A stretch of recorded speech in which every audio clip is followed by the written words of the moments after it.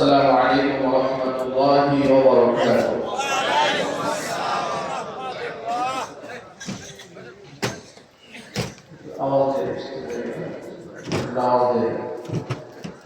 আপনারা সবাই কেমন আছেন? আলহামদুলিল্লাহ। আপনারা এই বৃষ্টির মধ্যেও কষ্ট করে ময়দানে বয়ান শোনার জন্য এসেছেন। আল্লাহ তাআলা আপনাদের এই ত্যাগ, এই কুরবানি কবুল করেন। আমিন। বৃষ্টিতে আরেকটা আওয়াজ হয়, এই বক্তব্যতে এটা আওয়াজ হয়, বাম পাশে স্টেজ মনিটরে আওয়াজ হয়। আমি আপনাদেরকে আজকে এই বৈরী আবহাওয়ার মধ্যে কষ্ট দেব না, জোর করে অনেক লম্বা সময় বসেও রাখবো না। আমরা যতক্ষণই কথা বলি আল্লাহ পাক যেন বা আফিয়াত বা সালামাত বা ইখলাস আমাদেরকে আলোচনা করার তৌফিক দান করেন। আমিন। আপনারা যেহেতু কষ্টগুলো দূর থেকে এসেছেন আর আল্লাহ তাআলা আমাকে এনেছেন, সেই হিসেবে আমার উপর আপনাদের কিছু হক আছে আর আপনাদের উপর আমার কিছু হক আছে। কি বলেন? উভয়ের কিন্তু হক আছে না? আমার হক হচ্ছে যে আমাকে কথা বলার একটা পরিবেশ দিতে হবে। আপনাদের হক হচ্ছে যে আপনারা কষ্ট করে এসেছেন, দিনের কিছু কথা আপনাদেরকে শোনাতে হবে, এটা হক। উভয়ের হকের ব্যাপারে যদি যত্নবান হয়ে এই মজমাটা অনেক সুন্দর হবে। এই জন্য আমি বিনীত অনুরোধ জানাচ্ছি, 1 মিনিটের জন্য সবাই একটু দাঁড়ান, সোজা হয়ে দাঁড়ান। লিল্লাহি তাকবীর। পরিবেশটা এলোমেলো হয়ে আছে। আমি যে সমস্ত ভাইরা বাহিরে রাস্তায় দাঁড়িয়ে আছেন তাদের দৃষ্টি আকর্ষণ করছে। ভলান্টিয়ার যারা আছে, এই মাদ্রাসার ছাত্র তোমরা যারা আছে, গলায় মামলা দিয়ে দাঁড়িয়ে আছে, এখন আর দাঁড়িয়ে থাকার কোনো প্রয়োজন না। সব প্যান্ডেলের মধ্যে ঢুকতে হবে। যাদের সঙ্গে থাকা জায়গা আছে, মেহেরবানি করে ডানে বামে খেয়াল করে একটু জমে পরিবেশ করে বসতে হবে। আপনারা পরিবেশ করে বসবেন, এটা আপনাদের প্রতি আমার হক। এই পরিবেশটা তৈরি করে দিতে হবে। কি দেওয়া যাবে না ইনশাআল্লাহ? বলুন না, দেওয়া যাবে তো ইনশাআল্লাহ। মেহেরবানি করে এগিয়ে আসেন। ফাঁকা জায়গা কারোর সামনে রাখবেন না। যার সামনে ফাঁকা জায়গা যদি একান্তের সাথে এই ওজন হয়, যেমন পানি পড়ছে, সেটা বোঝা যাচ্ছে, সেটা ভিন্ন ব্যাপার। আপনারা চেষ্টা করেন একটু জমে জমে মোহাম্মদের সাথে বসার জন্য। এক ভাই আরেক ভাইকে বসার সুযোগ করে দেন, মেহেরবানি করে বসে পড়েন। দাঁড়িয়ে কেউ থাকবে না রাস্তায়। আপনারা প্যান্ডেলের মধ্যে এসে সামিল হয়ে যান।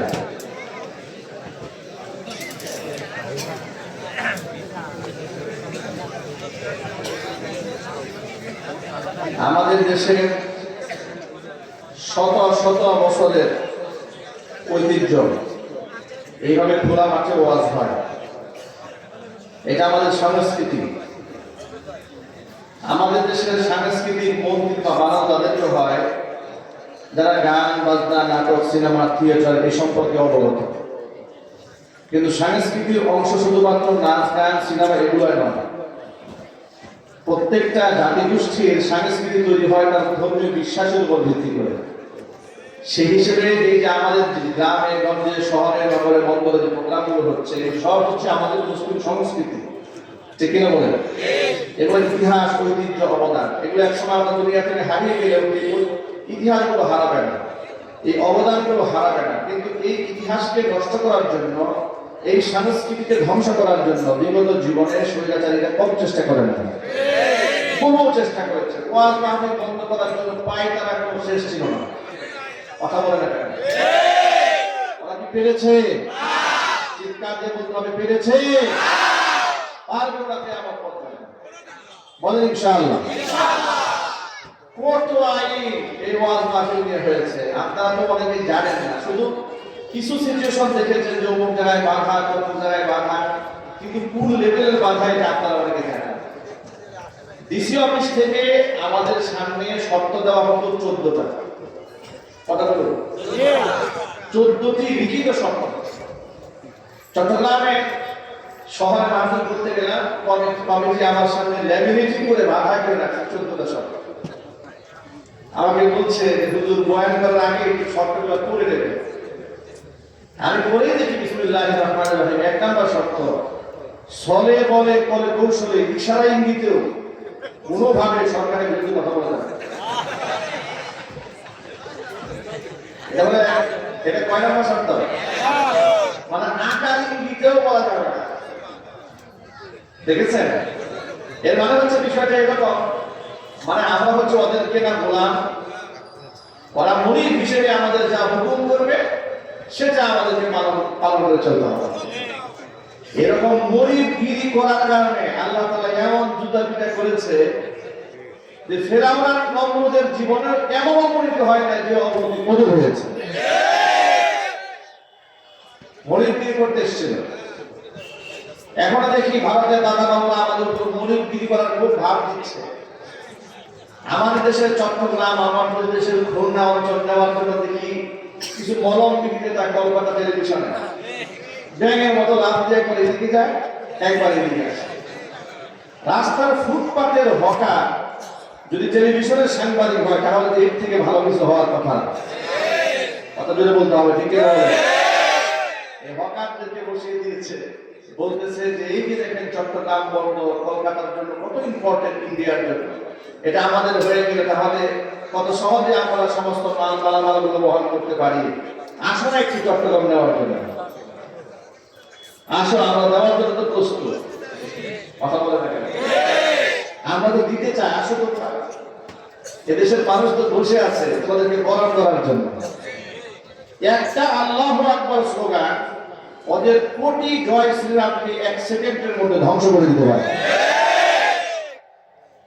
এটার প্রমাণ তো আমাদের ভুল করেছে ভারতের বুকে মুস্কান।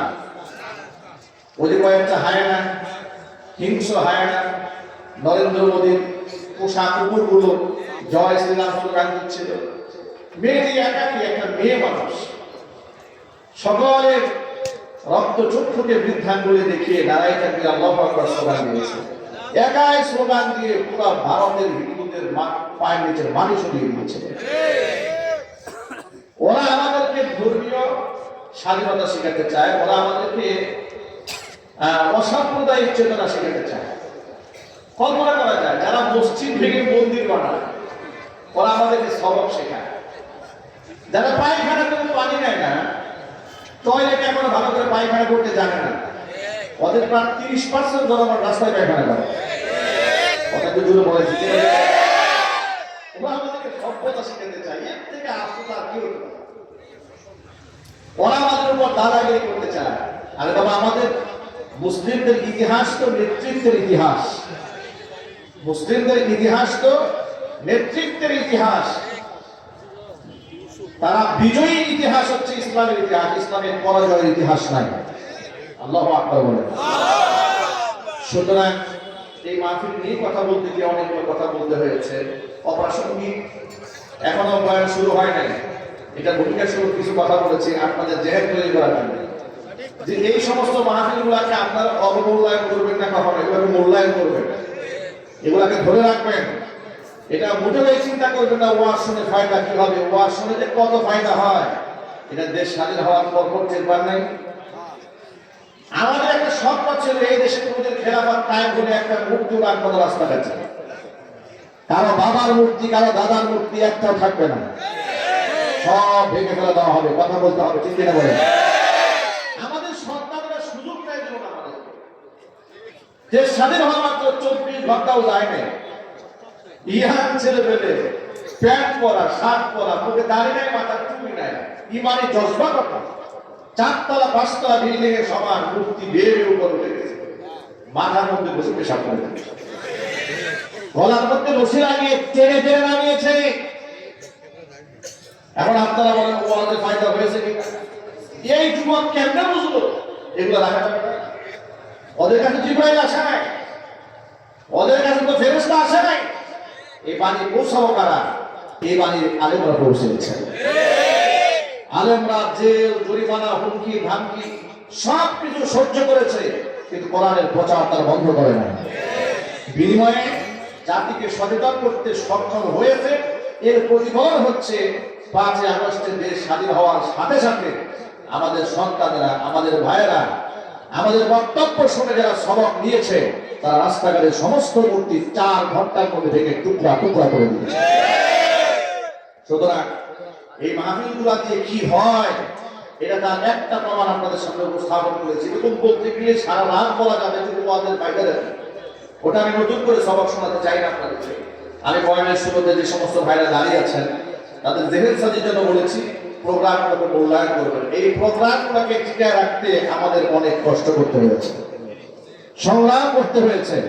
আমাদের কণ্ঠগুলোকে টুটিকে চেপে ধরার জন্য আমাদের নামে একাধিক মামলা দিয়েছে, আমাদেরকে বাড়ি ঘর ছাড়া করেছে, কিন্তু আমরা বাতিলের সাথে আঘাত করিনি আর করবো না ইনশাল্লাহ মৃত্যু পর্যন্ত। শহীদ হওয়া যাদের তামান্না থাকে এই জাতিকে আপনি কি করে ভয় দেখাবেন? কথা যারা মরার মধ্যে সুখ পায় তাদেরকে কিছু ভয় দেখাবে না, তাদেরকে আপনি কোনদিন পরাজিত করতে পারবেন না। তো দেখেছেন না আমাদের পার্শ্ববর্তী ভারতের দাদা বাবুরা আমাদের উপর কি খুদাই করতে চায়, দাদাগিরি করতে চায়, কিন্তু পাকিস্তানের সাথে দাদাগিরি করে না। পাকিস্তান সীমানায় যদি একটা মানুষ আহত করে ওরা 10টা লাশ ফেলে দেয় পাকিস্তানের মুসলমানরা। কথা বলেন ঠিক করে দিল বলে। এই জন্য ওদের মাথা নষ্ট। পাকিস্তান সহ্য হয় না কি এমনি, ওদের মার খাই ইচ্ছা আমাদের পাকিস্তানের কাছে। এই আর পাকিস্তান ভালো লাগে না। আমাদেরকে সারা জীবন বোঝানো হয়েছে পাকিস্তান আমাদের শত্রু। কসম আল্লাহ, পাকিস্তান এই দেশের মুসলমানদের শত্রু নয়, ওরা আমাদের প্রচন্ড বন্ধু। আর সারা জীবন বোঝানো হয়েছে ভারত আমাদের বন্ধু। আল্লাহর কসম, ইতিহাস সাক্ষী, দেশ স্বাধীন হওয়ার পর থেকে আজকের এই দিন পর্যন্ত ভারত বারবার প্রমাণ করেছে ওরা আমাদের পরিচিত শত্রু। এরা আমাদের বন্ধু হতে পারে। যারা আমাদেরকে কথায় কথায় হুমকি দেয় খাবার বন্ধ করে দেবে, পানি বন্ধ করে দেবে, এরা বন্ধু হতে পারে? আওয়াজ নেই কেন আপনাদের? নাকি আপনাদের মধ্যে কোনো ভয় আছে এখনো? কেউ আছে নাকি এখানে? এগুলো আমরা থাকা অবস্থায় কিছু মনে করি না, আর এখন থাকলে তো এগুলোকে আমরা মনে করি। ঠিক না যদি বলে? যারা আমাদেরকে কথায় কথায় পানি দিয়ে মারবে, খাবার বন্ধ করে দেবে, পেঁয়াজ দেবে না, এরপর আমাদের বর্ডার গুলোকে ব্লক করে দেবে। কদিন আগে বলেছে না বর্ডার ব্লক করে দেবে। আর তোদের বর্ডার ব্লক করলে না খেতে মরবি তোরা। আমাদের দেশে রোগীরা ওই দেশে চিকিৎসা নাই বিদায় তোদের হসপিটাল গুলো চলে। আমরা 6 মাসে 90,000 কোটি টাকা তোদেরকে দিয়েছি, তোদের হসপিটাল চলে আমাদের টাকা। আমরা যদি চিকিৎসা তোদের ওখানে না করি, শুধু যদি নিক্ষেপ না করি, এর থেকে উন্নত হসপিটাল পৃথিবীতে আছে, আমরা সেখানে গিয়ে চিকিৎসা গ্রহণ করবো। কিন্তু তোদের মতো গোমূত্র পানকারী, গোবর দিয়ে পবিত্রতা দেহ যারা মনে করে, ওই সমস্ত নিকৃষ্ট মানুষের কাছে আমরা ধর্ণা দেব না। আমাদেরকে ভয় দেখায়, আমাদেরকে ভয় দেখায়। আচ্ছা, আমাদের টাকা পয়সা দেশে না গেলে গরুর দুধ খাইতে গেলে তোর মরবি। কথা বলে কেন? তখন আমি আপনার খাসির কাবাব খেতে হবে না, রেজালা খাইতে হবে না, গরুর গোবর দিয়া কাবাব বানায় খেতে হবে। এই জন্য দাঁড়াবে বেশি করুন। আল্লাহ রাব্বুল আলামিন আমাদেরকে বুঝা তৌফিক দান করেন। জাতিগতভাবে আমরা এক ছিলাম, আছি, ইনশাআল্লাহ থাকবো। ইনশাআল্লাহ বলে ইনশাআল্লাহ। এক থাকার শক্তি, হিম্মত, সাহস কার কাছে আছে? হাত তুলুন। যে কোনো মূল্যে এক থাকতে বলুন ইনশাআল্লাহ। আর চিৎকার দিয়ে বলুন না ইনশাআল্লাহ। আল্লাহ কবুল করে। হাত টান ভাই। এগুলোতে আওয়াজ আসছে না কেন? ভাই, এগুলোতে সাউন্ড না হলে আমি আধা ঘন্টা কথা বলে কথা বন্ধ করে দেবো। তো জোর করে কথা বলা যাবে না, এখানে নর্মাল কথা বলতে হবে। আর আপনি এই যে আরেকটু উঠে গেলেন, ঠিক আছে, যদি আরেকটু উঠে গেলেন, আর আমি বলেছি এই যে বক্তব্য বড় বক্তব্য একটু ঢুকাই দেন। আপনি বক্তব্যকে একটু অ্যাঙ্গেল করে দিন। হ্যাঁ, এদিকে অ্যাঙ্গেল করে দিন, হালকা অ্যাঙ্গেল করে। সবগুলো একবার সোজা দিয়েছে ধরে দিকে একটু অ্যাঙ্গেল করে দেন, তাহলে আমরাও শুনবো, মানুষও শুনতে পাবেন ইনশাআল্লাহ।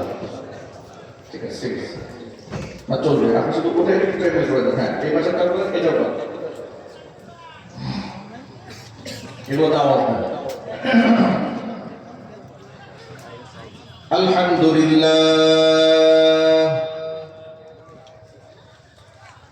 আলহামদুলিল্লাহ নাহমাদুহু ওয়া নাস্তাঈনুহু ওয়া নাস্তাগফিরুহু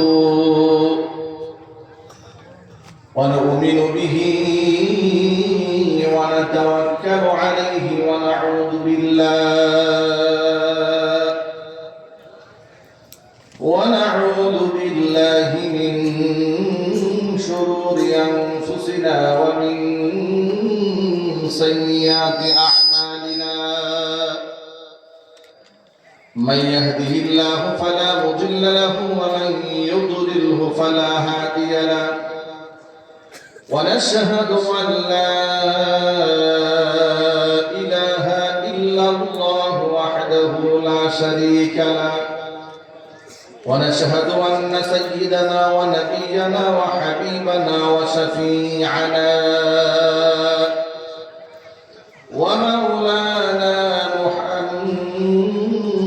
محمدا عبده ورسوله الذي أرسله بالحق بشيرا ونذيرا وداعيا إلى الله بإذنه وسراجا منيرا أما بعد فأعوذ بالله من الشيطان الرجيم بسم الله الرحمن الرحيم ووصينا الإنسان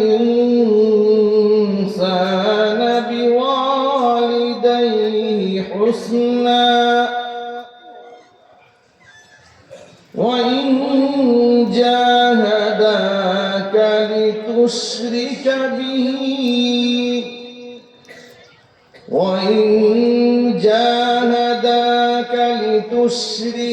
به ما ليس لك به علم فلا تطعهما إلي مرجعكم فأنبئكم بما كنتم تعملون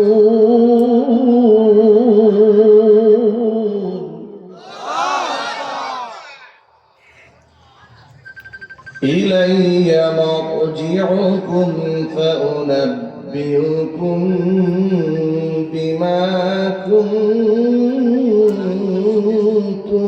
تعملون.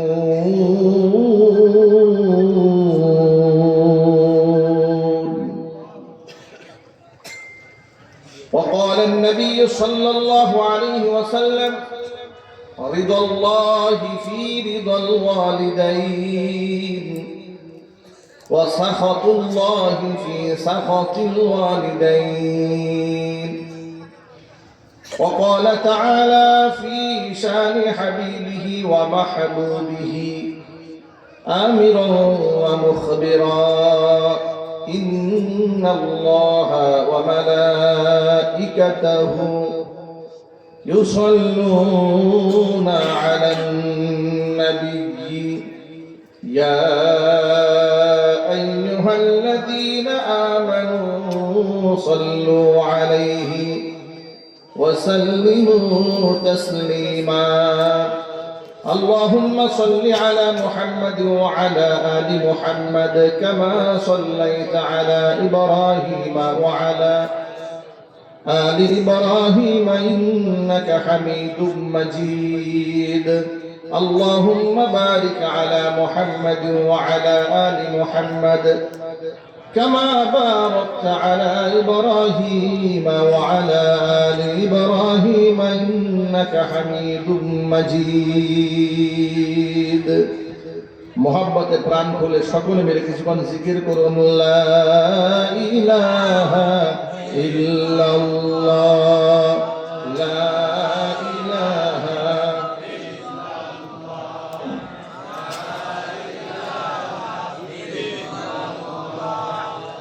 لا إله إلا الله لا إله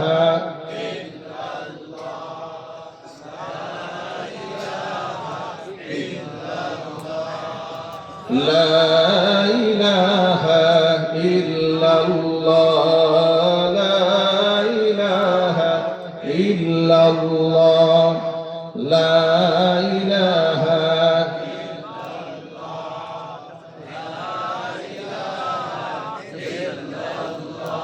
লা ইলাহা ইল্লাল্লাহু মুহাম্মাদুর রাসূলুল্লাহ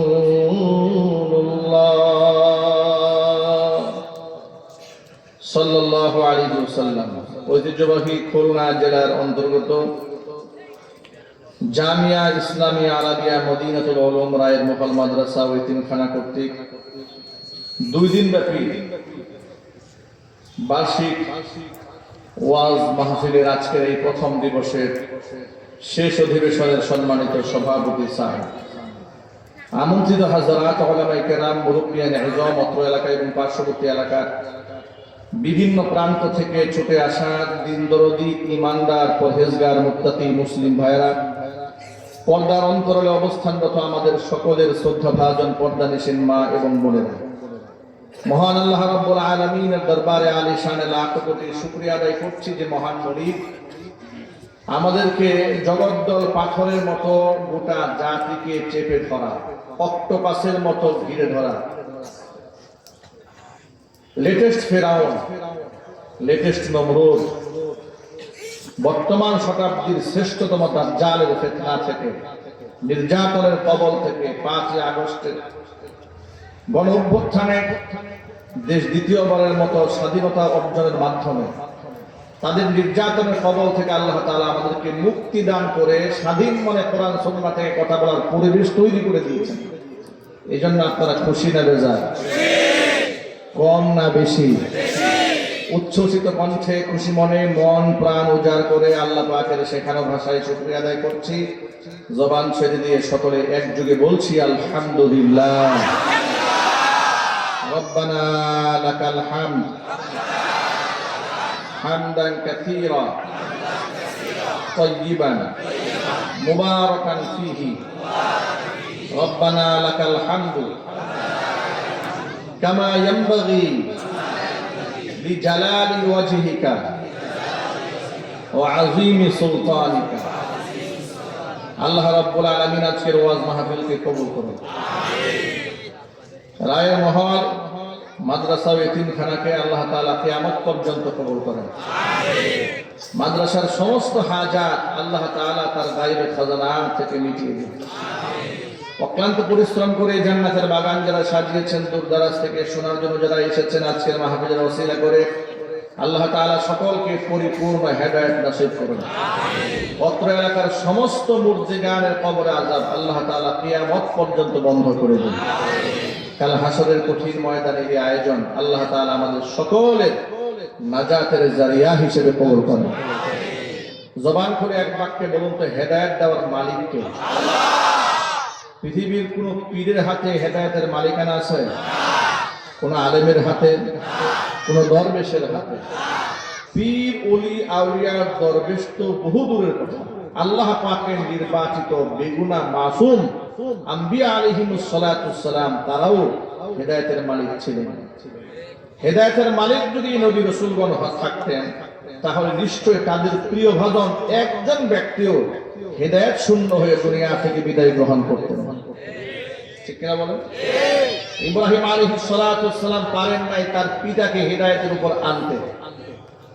তার আত্মীয় স্বজনকে তিনি পারেননি। তার আত্মীয় স্বজন তাকে মেরে ফেলতে চেয়েছে, অগ্নিকুণ্ডের মধ্যে তাকে ফেলে দিয়েছে। তিনি দেশান্তরিত হয়েছেন, তিনি হিজরত করেছেন। কিয়ামতের দিন ইব্রাহিম আলাইহিস সালাতু ওয়াসসালামের সাথে তার পিতা আযরের দেখা হবে। সুবহানাল্লাহ। বুখারী শরীফের হাদিসে এসেছে, মুসলিম শরীফের হাদিসে আছে, ইয়ালকা ইব্রাহিম আবাহু আযর ইয়াউমাল কিয়ামা। ইব্রাহিম আলাইহিস সালাতু ওয়াসসালাম তার পিতা আযরের সাথে দেখা হবে হাসরের মাঠে। ওয়া আলা ওয়াজহি আযরা কাতারাতুন ওয়া গাবারাতুন। এমন অবস্থায় দেখা হবে যে আযরের চেহারা খুব ধুলোমুলিন, বাবার চেহারা একেবারে ধুলা বালি ময়লা পড়ে আছে, খুব বিধ্বস্ত চেহারা। মানে এত মুসিবত, চতুর্দিকে তাকাচ্ছে, পেরেশান আর পেরেশান। ইব্রাহিম আলাইহিস সালাতু ওয়াসসালাম পিতা আযরকে দেখে বলবে, আলাম আকুল লাকা লা তাসিনি। ও বাবা, আমি কি আপনাকে বলি নাই যে আপনি আমার কথার বাইরে চলবেন না? কিয়ামতের ভয়াবহ অবস্থা দেখে পিতা হযরত ইব্রাহিম আলাইহিস সালাতু ওয়াস সালামকে বলবেন ফালিয়াউমা লা আসি, ইব্রাহিম আমি আজকের পর থেকে তোমার কথার বাহিরে আর যাব না। কি বলেন, ফায়দা হবে? ফায়দা হবে না। কিন্তু আল্লাহর নবী ইব্রাহিম খলিলুল্লাহ তিনি আশা ছাড়বেন না। আল্লাহকে ডেকে বলবেন আল্লাহুম্মা ইন্নাকা ওয়া'আদতানি আল্লা তুখজিয়ানি ইয়াওমা ইউবাসুন। আল্লাহ তাআলা তুমি তো আমার সাথে ওয়াদা করেছিলে পুনরুত্থান দিবসে তুমি আমাকে লাঞ্ছিত অপমানিত করবে না। এর চেয়ে বড় লাঞ্ছনা, এর চেয়ে বড় গঞ্জনা আমি ইব্রাহিমের জন্য আর কি হতে পারবে? আমি থাকবো জান্নাতে আর আমার পিতা জাহান্নামের আগুনে হাবুডুবু খাবে। এর চেয়ে বড় অপমান আমার জন্য আর কি হতে পারে? ফায়াকুলুল্লাহ, আল্লাহ পাক তখন জবাব দিয়ে বলবেন ইন্নী কাদ হারামতুল জান্নাতা আলাল কাফিরিন, কাফেরদের জন্য আমি আমার জান্নাতটাকে হারাম করে দিয়েছি। আল্লাহ পাক যখন দেখবেন ইব্রাহিম আলাইহিস সালাতু ওয়াস সালামের তার পিতার প্রতি এখনো পর্যন্ত বিরাট মায়া, আল্লাহ তাআলা তার পিতাকে মুহূর্তের মধ্যে একটা নিকৃষ্ট জানোয়ারের রূপ দিয়ে হযরত ইব্রাহিম আলাইহিস সালামের দুই পায়ের মাঝখানে ফেলে দেবেন। এরপর আল্লাহ পাক বলবেন ইব্রাহিম উনজুর ইলা মা বাইনা রিজলাইকা, তোমার দুই পায়ের মাঝখানে একটু তাকাও। তিনি তাকাবেন ফাইদা হুয়া বিদিখুন মুলতাতিখুন, তাকায় দেখবেন নিকৃষ্ট একটা ঘৃণ্য জানোয়ার হয়ে তার দুই পায়ের মাঝখানে পড়ে আছে। ফায়ুখাযু বিকাওয়ামিহি ওয়া ইউলকা ফিন-নার, নবী ইব্রাহিমের সামনে তার পিতাকে নিকৃষ্ট জানোয়ার বানিয়ে তার পায়ের মধ্যে জাহান্নামের ফেরেশতারা ধরে টেনে হিঁচড়ে তাকে জাহান্নামের মধ্যে নিক্ষেপ করবে। ঘৃণার সাথে নাউযুবিল্লাহ। ভাইরা, হেদায়েতের মালিক যদি আল্লাহর খলিল ইব্রাহিম আলাইহিস সালাতু ওয়াস সালাম হতেন তাহলে তার পিতা আজর দুনিয়া থেকে মুশরিক অবস্থায় বিদায় নিতেন না। কিয়ামতের দিন নবী ইব্রাহিম খলিল পিতার জন্য আল্লাহর দরবারে সুপারিশ করার পরেও তার সুপারিশ মঞ্জুর করা হবে না। কারণ কোরআন মাজিদ আল্লাহ তাআলা ঘোষণা করে বলে দিয়েছেন মা কানা লিন নাবিয়্যি ওয়াল্লাযীনা আমানু আন ইস্তাগফিরু লিল মুশরিকিনা ওয়ালাউ কানু উলি কুরবা মিন বা'দি মা তাবায়্যানা লাহুম আন্নাহুম আসহাবুল জাহিম। মা কানা লিন নবী, কি কোন নবীর জন্য পারমিশন নাই। মা কানা লিন নবী, কোন পৃথিবীর কোন নবী রাসূল কিয়ামতের দিন এই সুযোগটা নাই, কোন ঈমানদারদের এই সুযোগ দেওয়া হবে না যে আইয়াস্তাগফিরু লিল মুশরিকিন, তারা পৃথিবীর কোন মুশরিকদের জন্য আল্লাহর দরবারে সুপারিশ করবে, আল্লাহর দরবারে মাগফিরাত কামনা করবে, এই সুযোগ কারো নাই। ওয়ালাউ কানু উলি কুরবা, যদিও ওই সমস্ত মুশরিক ব্যক্তিরা তাদের নিকটতম আত্মীয়স্বজন হয় না কেন, মিন বাদি মা তাবায়্যানা লাহুম আন্নাহুম আসহাবুল জাহিম, এই কথা পরিষ্কার হয়ে যাওয়ার পরে যে পৃথিবীর সমস্ত মুশরিকদের স্থান হচ্ছে জাহান্নাম, এক বাক্যে জবাব দিয়ে বলেন মুশরিকদের স্থান কোথায়? আরো জোরে বলেন জাহান্নাম। এর মানে হলো শিরিক এমন ভয়াবহ গুনাহ, এই দুনিয়ার মধ্যে আপনি যত বড় গুনাহ করেন না কেন, যদি শিরিক যদি না থাকে, আল্লাহ যদি চান আপনাকে ক্ষমা করে দিতে পারেন, যাকে খুশি আল্লাহ ক্ষমা করে দেবেন। কোরআন মাজিদ আল্লাহ রাব্বুল আলামিন সূরা নিসার মধ্যে স্পষ্ট করে 5 নম্বর পারা হিফজ কোরআন মাজিদের 5 নম্বর পৃষ্ঠায় ঘোষণা করেছেন ইন্নাল্লাহা লা ইয়াগফিরু আন ইউশরাকা বিহি ওয়া ইয়াগফিরু মা দুনা যালিকা লিমান ইয়াশা ومن يشرك بالله فقد افترى إثما عظيما إن الله نشتاء لا يغفر ক্ষমা করবেন না আন ইউশরাকা বিহি, তার সাথে শরীক করার গুনাহ আল্লাহ কোশ্চিন কালেও ক্ষমা করবেন না। কে বলতেছেন জোরে বলেন তো? আল্লাহ বলেন আল্লাহর সাথে অংশীদারিত্ব করার যে গুনাহ আছে এই গুনাহ আল্লাহ কোশ্চিন কালেও ক্ষমা করবেন না। ওয়ায়াগফিরু মা দুনা যালিকা, শিরক ছাড়া যত প্রকারের গুনাহ আছে আল্লাহ যদি চান যাকে খুশি তাকে আল্লাহ তাআলা ক্ষমা করে দেবেন। কারণ হচ্ছে শিরিক এমন একটা অপবাদ, মাইয়ু শিরিকি বিল্লাহ, যে ব্যক্তি আল্লাহর সাথে শরীক স্থাপন করলো, ফাকাদ ইফতারা ইসমান আযীমা, সেই ব্যক্তি আল্লাহর উপর মারাত্মক মিথ্যা অপবাদের বোঝা আরোপ করে দিল। যেখানে সমস্ত ক্ষমতার মালিক আল্লাহ তাআলা, সেখানে যদি সংবিধানের মধ্যে রচনা করে দেওয়া হয় সমস্ত ক্ষমতার মালিক হচ্ছে জনগণ, সার্বভৌমত্বের মালিককে জোরে বলেন তো, আর জোরে বলেন। যদি সংবিধানে লেখা থাকে সার্বভৌম ক্ষমতার মালিক হচ্ছে দেশের জনগণ, এই শিরকি বক্তব্য প্রত্যাহার করে কোরআন সুন্নাহর আলোকে ইমানি বক্তব্য সংযোজন করতে হবে। মুসলমানদের দেশের সংবিধানের মধ্যে লিখিয়ে দিতে হবে সার্বভৌম ক্ষমতার একমাত্র মালিক আল্লাহ রাব্বুল আলামিন। অন্তর্বর্তীকালীন সরকার নতুন করে সংবিধান রচনা করার জন্য, সংবিধানকে পুনঃসংস্কার করার জন্য তারা বিভিন্ন জায়গা থেকে প্রস্তাব গ্রহণ করছে। আমাদের বক্তব্য আমরা স্পষ্ট জানিয়ে দিচ্ছি, আলেম ওলামারা লিখিত বক্তব্য দিয়েছেন। আমরা গোটা বাংলাদেশের দায়ী হিসেবে আমাদের উপর দায় বর্তায়। আমরা আমাদের আওয়াজের মধ্যে স্পষ্ট বলে দেই, 90 থেকে 95% মুসলিম অধ্যুষিত এই দেশে সংবিধানে এমন কোন ধারা থাকতে পারবে না যে ধারা কোরআনে কারীম কিংবা নবী করিম সাল্লাল্লাহু আলাইহি ওয়াসাল্লামের হাদিসের খেলাফে চলে যায়। যে ধারাগুলো বিগত স্বৈরাচারীর আমলে হয়েছে, যে দেশ তাওহীদের উপর ভিত্তি করে আল্লাহ তাআলা স্বাধীন করে দিয়েছিলেন। বঙ্গবন্ধু ভাষণে কি বলেছিলেন?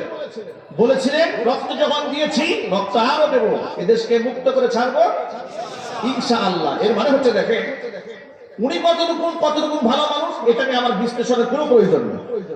রাষ্ট্র স্বাধীন করতে গিয়ে উনি ইনশাআল্লাহ আশ্রয় নিয়েছিলেন। কথা জুড়ে বলেন। এর মানে এই দেশটা স্বাধীন হয়েছে তাওহীদের উপর ভিত্তি করে। কিন্তু কত বড় নাফরমান, রাষ্ট্র স্বাধীন হওয়ার পরেই ৭২-এর সংবিধান রচনা করা হলো। ওই সংবিধানের মধ্যে সেই সব কুফরি ধর্ম নিরপেক্ষতা ঢুকাই দেওয়া হলো। তাহলে আপনি যখন বলেছিলেন রক্ত যখন দিয়েছি রক্ত আরো দেব, এদেশকে মুক্ত করে ছাড়বো ইনশাআল্লাহ না বলে বলতেন যে মুক্ত করে ছাড়বো সব ধর্মের সহযোগিতা নিয়ে, সব ধর্মের প্রভুর সাহায্য নিয়ে। তখন তো বলেন না, তখন সাহায্য চেয়েছেন আল্লাহর উপরে, আর আল্লাহ যখন বিজয় দান করে দিলেন আল্লাহর বাদ দিয়ে সব সমান বানাই ফেলছেন। কথা বলেন না, তা বলেন। এটা একটা গাদ্দারি করা হয়েছে। ধর্ম নিরপেক্ষতা একটা কুফরি মতবাদ। এই কুফরি মতবাদ মুসলমানদের দেশে চলতে পারে না। কথা বলতে হবে মুসলমান।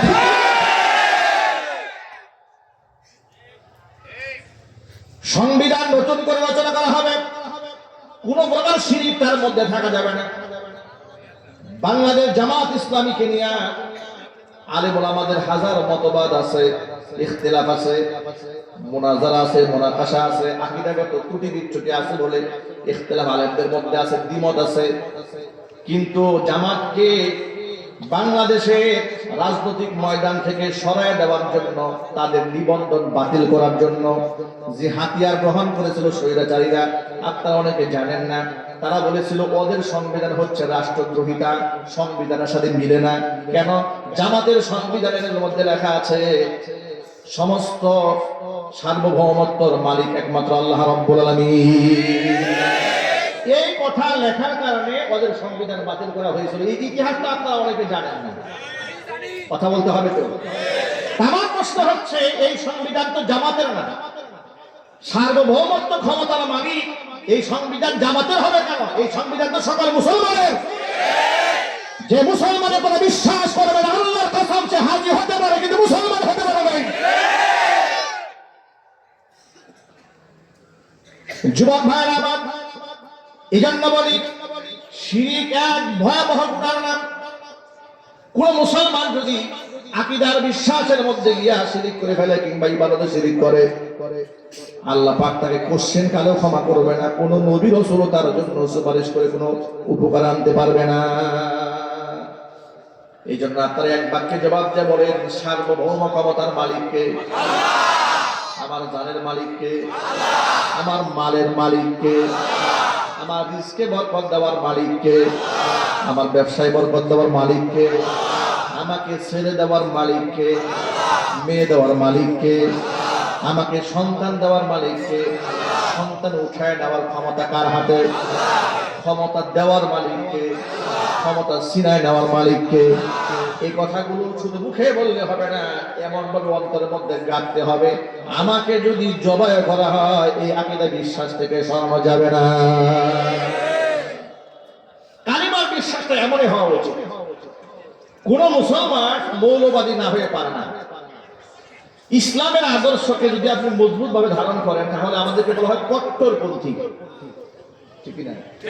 বলা হয় মৌলবাদী।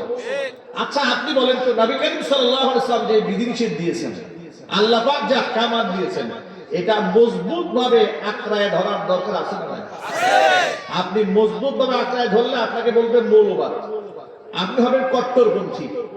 আর আপনি যদি ডালে চালে খিচুড়ি বানায় দেন, তাহলে আপনি হবেন আধুনিক মুসলমান, যেটা ইহুদিরা পছন্দ করেন, খ্রিস্টানরা পছন্দ করেন। আমার বাবা তো মহা খুশি, কথা বলে না কেন? ওরা কত খুশি দেখেন যে ভারতের মোদী সরকার ইসলামকে খুব ভালোবাসে, আলেম ওলামাদের খুব পছন্দ করে, ঠিক না ভাই? কি একটু ভূতেশ্বর প্রভাব দিয়ে অনেক পছন্দ করে। প্রত্যেক বছর উমরার ভিসা ফ্রি করে দিয়েছে না? কত বড় ইসলাম বিদ্বেষী আর কট্টরপন্থী আপনাদের আন্দাজ নাই, ধারণাও নাই। আমি, আমার কাছে মোবাইল আছে, আমি এখন অন দা রেকর্ড ভিডিও দেখাতে পারবো আপনাদের কাছে। গত সপ্তাহে ওরা মসজিদের সামনে গিয়া ঢোল তবলা নিয়া, এরপরে তারা সেখানে হিন্দুদের কীর্তন বাজানো শুরু করেছে মসজিদের সামনে। আন্দাজ করেন ওরা এই কাজটা করেছে। এমনকি ওরা মুসলমানদের 500 বছরের ঐতিহ্য বাবরি মসজিদটা ভেঙে দিয়ে ওরা মন্দির নির্মাণ করেছে। অসংখ্য রেকর্ড ইউটিউবে, আপনারা ফেসবুক ঘাটলে দেখতে পারবেন। মুসলমানদের মুখে দাড়ি এরকম টেনে ধরে বলা হচ্ছে জয় শ্রীরাম বল। মুরব্বী মানুষের মুখে দাড়ি টেনে ধরে জয় শ্রীরাম স্লোগান দেওয়া হচ্ছে। ওরা আসে আমাদেরকে সাম্প্রদায়িক অসাম্প্রদায়িক চেতনা শেখাইতে। নিজের দেশের সংখ্যালঘুদের নিরাপত্তা দিতে ব্যর্থ হয়েছে, তারা মুসলিমদেরকে সেখানে নিরাপত্তা দিতে পারে নাই। ওরা আসছে আমাদের দেশের সবক শোনাইতে যে আপনার দেশের হিন্দুরা যেন খুব ভালো থাকে। আরে বেটা, আমরা যে হিন্দুদেরকে নিরাপত্তা দিয়েছি, ওর আধা নিরাপত্তা মুসলমানদের কাকে দিয়ে দেখা? কথা একটু জোরে বলেন, ঠিক কিনা? জোরে। আমরা এই দেশে হিন্দুদের যে ফ্যাসিলিটিস দিয়েছি, ওরা সংখ্যায় মাত্র 5%, সরকারি কোঠায় চাকরি করে 25%। খবর রাখেন। আর ভারতে সেখানে 15% মুসলমানদের সংখ্যা, মানে তাদের জনসংখ্যার হারে আনুপাতিক হারে 15% মুসলমান। আমরা এই দেশে হিন্দু পেয়েছি কত পার্সেন্ট? 5%। চাকরি দিয়েছি 25%। ওরা মুসলমান পেয়েছে 15%, চাকরি দেয় না 0%। বিশেষ করে প্রশাসনিক ক্ষেত্রে কোন মুসলমানকে চাকরি ওরা দেয় নাই। আপনারা ইন্ডিয়া গেছেন কখনো? ইমিগ্রেশন ক্রস করেছেন? এখানে বুকে হাত দিয়ে বলতে পারবেন ইমিগ্রেশন ক্রস করার সময় ইমিগ্রেশন অফিসার জীবনে মুসলমান পেয়েছেন? জোরে বলেন না কেন? কোন ইমিগ্রেশন অফিসার, এমনকি কোন প্রশাসনিক কর্মকর্তা মুসলমান পেয়েছেন আপনারা? পাবেন না কিয়ামত পর্যন্ত। ওরা প্রশাসনিক কর্মকর্তা মুসলমানদেরকে বানাবে না। মুসলমান নাম থাকলে ওরা আর তাকে প্রশাসনিক কর্মকর্তা বানাবে না। তাহলে যাদের মধ্যে এমন পরিমাণ সাম্প্রদায়িকতা যাদেরকে চেপে ধরেছে, যারা মুসলমানদেরকে গিলে খেতে চায়, কব্জা করে নিতে চায়, মুসলমানদের ঘর বাড়ি আগুন দিয়ে পুড়িয়ে দিতে চায়, প্রকাশ্যে প্রতিনিয়ত যাদের এমপিরা, মন্ত্রীরা, যাদের এমএলএরা প্রকাশ্যে মুসলমানদেরকে উচ্ছেদ করার হুমকি দেয় প্রতি সপ্তাহে সপ্তাহে, ওরা আমাদেরকে সবক শোনাতে চায়। এই দেশের হিন্দু নিয়ে তারা নাই খুব চিন্তা আছে। আমাদের ভাষ্য বড় পরিষ্কার, এই দেশের হিন্দু নিয়ে তোমাদের চিন্তা করার কোনো দরকার নেই। তোমরা তোমাদের নিজেদের দেশের মুসলমানদেরকে নিরাপত্তা দিয়ে রাখো।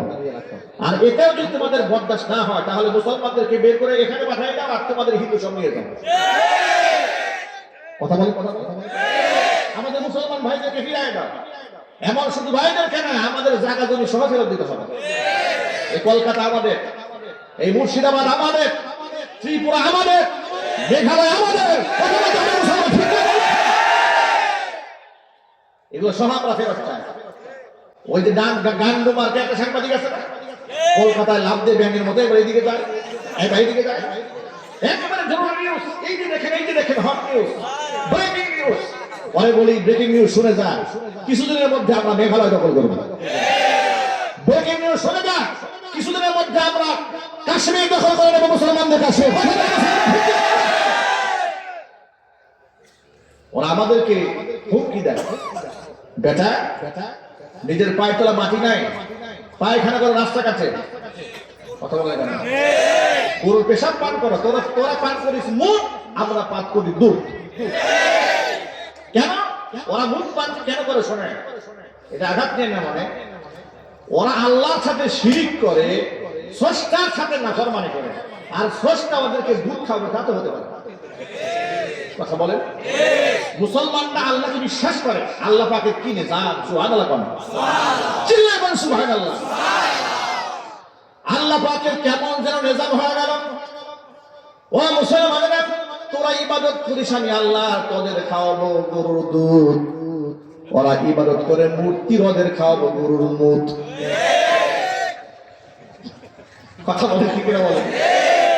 ওরা আমাদেরকে নসিহত খয়রাত করে। আরে যারা রাস্তাঘাটে পায়খানা করো, ট্রেনের বগির মধ্যে গিয়ে পায়খানা করো, ওপেন নারী পুরুষ, ওদের তো এখনো 30% লোকের বাথরুমই নাই, ওরা আমাদেরকে নসিহত করে। ভাইরা আমার, যে কথা বলতে গিয়ে কথা লম্বা হয়ে যাচ্ছে, একটু মাথা খাটান, একটু চিন্তা করেন আমাদের দেশটা নিয়ে। এদেশে 90 থেকে 95% মুসলমান বসবাস করে। এদেশের সংবিধানে কোনো প্রকার শিরিক থাকা যাবে না, রাষ্ট্রীয় আইনে কোনো প্রকার শিরিক রাখা যাবে না।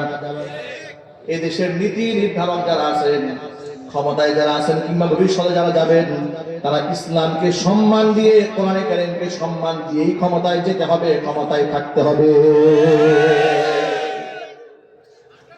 ও যুবক ভাইরা আমার, আপনারা ঐক্যবদ্ধ হয়ে যান। ইসলামে যুবকদের ব্যাপক সম্মান রয়েছে, ইসলামে যুবকদের অনেক সম্মান রয়েছে। যুবকরা ইসলামের জন্য যা করেছে, অনেক বুড়া মানুষ তা করতে পারে নাই। সুবহানাল্লাহ, আল্লাহু আকবার বলেন। ভারতের নরেন্দ্র মোদীকে ভয় পাওয়ার কোনো কারণ নাই। এখন দেখবেন অনেকেই বলে ভারত বিরাট একটা দেশ, ওদের সাথে পাল্লা দেওয়া ঠিক না। এটা যে কথা বলবেন, বুঝবেন ওই দলের লোক। কথা বলেন, হয়তো সে আসুসিদের সদস্য, না হয় স্বৈরাচারী নাতিপুতি। কথা বলেন, না হয় আগেই ভালো ছিলাম ওই দলের সদস্য, আগে ভালো ছিলাম। ওদেরকে আপনি কেন ভয় পাবেন? নরেন্দ্র মোদী কত বড় ইসলামের দুশ্মন, তার একটা প্রমাণ দিতে চেয়েছিলাম। আপনাদের কি কথা লম্বা হয়ে গেছে? এত বড় মুসলিম বিদ্বেষী, সেখানে সে হিন্দু আটিয়ে রাজনীতি করে বারবার ক্ষমতায় টিকে থাকার চেষ্টা করেছে। মুসলমানদেরকে নিধন করেছে, মুসলমানদের হত্যা করেছে, মুসলমানদের জবাই করেছে। এমনকি তাদের নির্দেশে বাংলাদেশের আমাদের কলিজার টুকরা মুসলিম অ্যাডভোকেট সাইফুল ইসলাম, তাকেও সাইফুল ইসলাম আলিফ, তাকেও আদালত প্রাঙ্গণে তাদের পালিত কুকুরদের মাধ্যমে তাকে জবাই করা হয়েছে। তারা একটা দাঙ্গা বাজাবার চেষ্টা করেছে। তাহলে সেই ইসলামের অনেক বন্ধু নাকি? কথা বলে বুঝুন, বলে বন্ধু না শত্রু? আর এটা বুঝতে আমাদের এত সময় লাগে কেন, আমরা সেটা বুঝি না।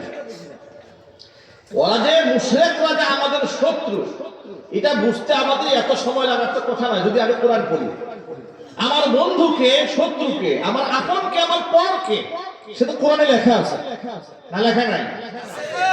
কোরআন থেকে প্রমাণ দেই, শোনেন। আল্লাহ রাব্বুল আলামিন বলেছেন 6 নম্বর পারার একেবারে 20 নম্বর পৃষ্ঠার হিফজুল কোরআন কারীমের একেবারে 20 নম্বর পৃষ্ঠার মধ্যে আল্লাহ পাক আয়াতে বলেন, সূরা মাইদাতে আল্লাহ ঘোষণা করেছেন, লা তাজিদান্না আসাদ্দান নাসি আদাওয়াতাল লিল্লাযীনা আমানুল ইয়াহুদা ওয়াল্লাযীনা আশরাকু। নবীজি, ইমানদারদের জন্য দুইটা জাতিকে আপনি পাবেন সবচেয়ে নিকৃষ্ট দুশমন, তারা ইমানদারদের। এক নাম্বার হচ্ছে ইহুদিরা মুসলমান এবং মুমিনদের চরম দুশমন।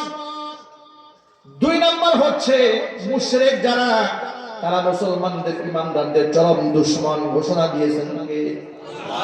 জোরে বলেন আল্লাহ। আল্লাহ বললেন মুশরিকরা কোনদিন মুসলমানদের আপন হতে পারে না। আর এই দেশে ওই সমস্ত দালাল, ওই সমস্ত পাঁচটা গোলামেরা কিছুদিন আগে ওরা স্বৈরাচারের আমলে বুক ফুলিয়ে মিডিয়ার সামনে বলেছে ভারতের সাথে আমাদের স্বামী স্ত্রীর সম্পর্ক।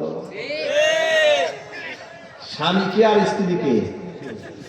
কথা বলেন বলে আমাদের উন্নয়ন ভারতের উন্নয়ন, ভারতের উন্নয়ন আমাদের উন্নয়ন। এই কথা বলে নাই? জোরে বলে বলে নাই? কেন বলেছে জানেন? কারণ ওরা যে ওদের কাছে বিবাহ বসছিল। কথা বলে হাজার হলেও তারা স্বামীকে অসন্তুষ্ট করতে পারে না, এই জন্য বিপদের দিনে স্বামীর পায়ে গিয়ে আশ্রয় নিচ্ছে। কথা বলে না কেন ভাই?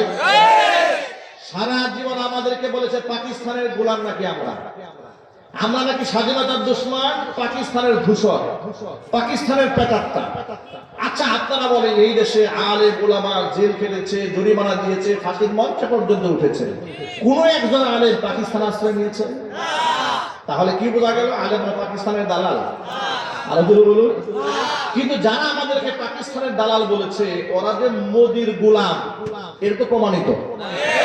কিল্লা বলেন, ঠিক কিনা বলেন? ওরা কার গোলাম? আরো জোরে বলেন।